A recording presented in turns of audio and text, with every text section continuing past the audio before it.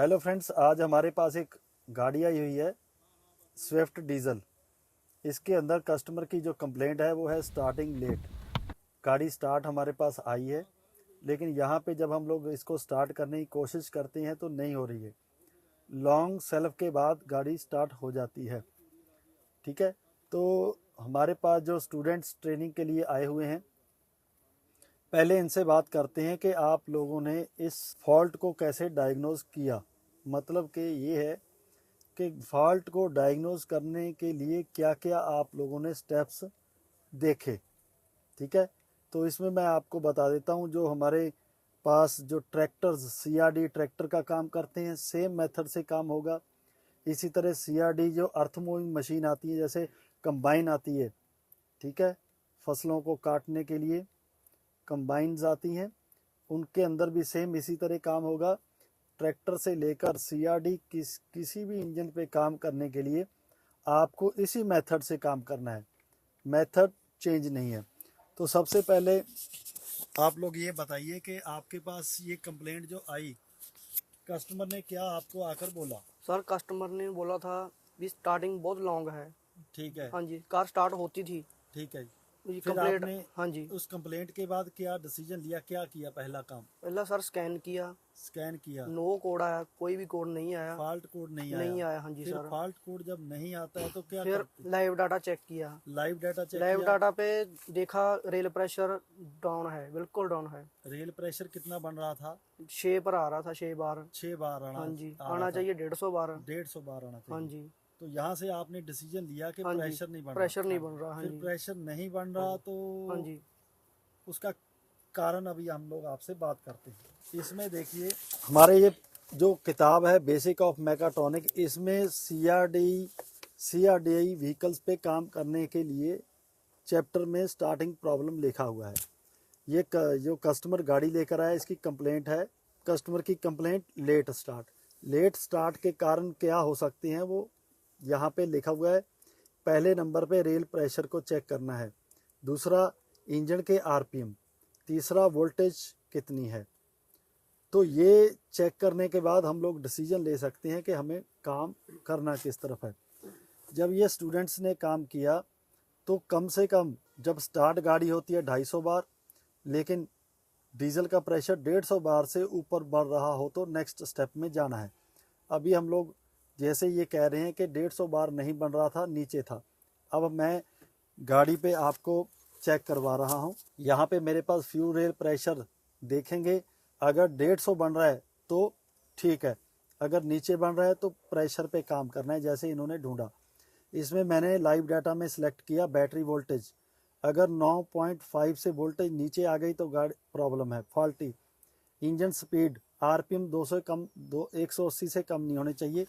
इस किताब में ये लिखा हुआ है आरपीएम 160 से 180, ठीक है जी, नहीं होने चाहिए। और वोल्टेज यहाँ पे लिखा हुआ है 9 वोल्टेज तक रुक जाए तो इंजन भी घूम रहा है, इस कंडीशन में इंजन स्टार्ट नहीं होगा।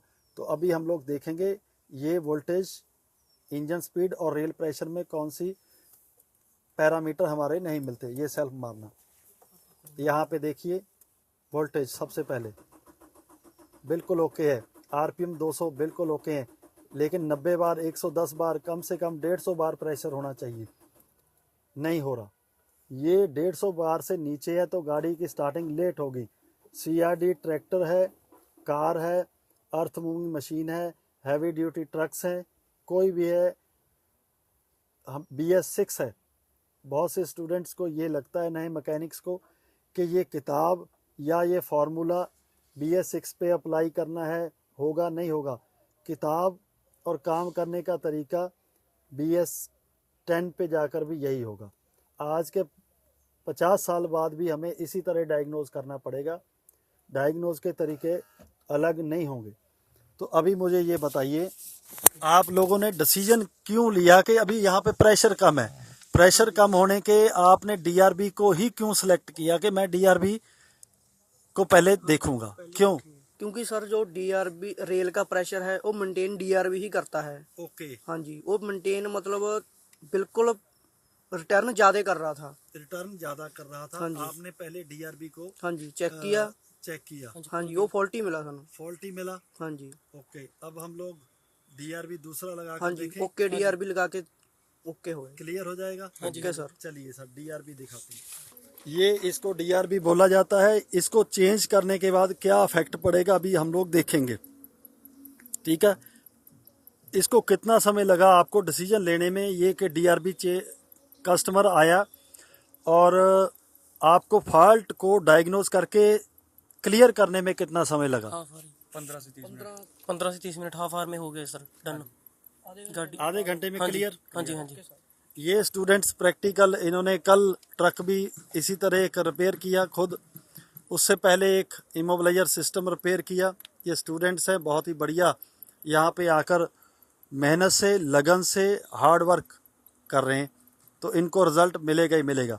तो आइए चेंज कीजिए, फिर आगे देखते हैं, ठीक है। प्रेशर चेक करेंगे, स्टार्टिंग चेक करेंगे। ओके,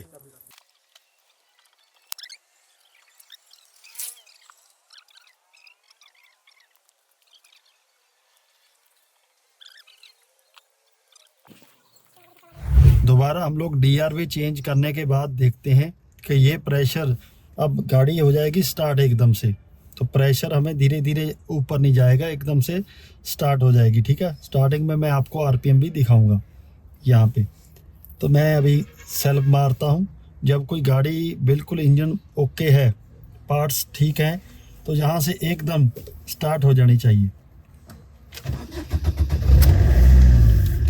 स्टार्ट हो चुकी है इंजन के आरपीएम, रेल प्रेशर। तो पहले जब लॉन्ग सेल्फ लेगी तो यहाँ पे प्रेशर 150 बार से नीचे रहेगा और गाड़ी स्टार्ट नहीं होगी।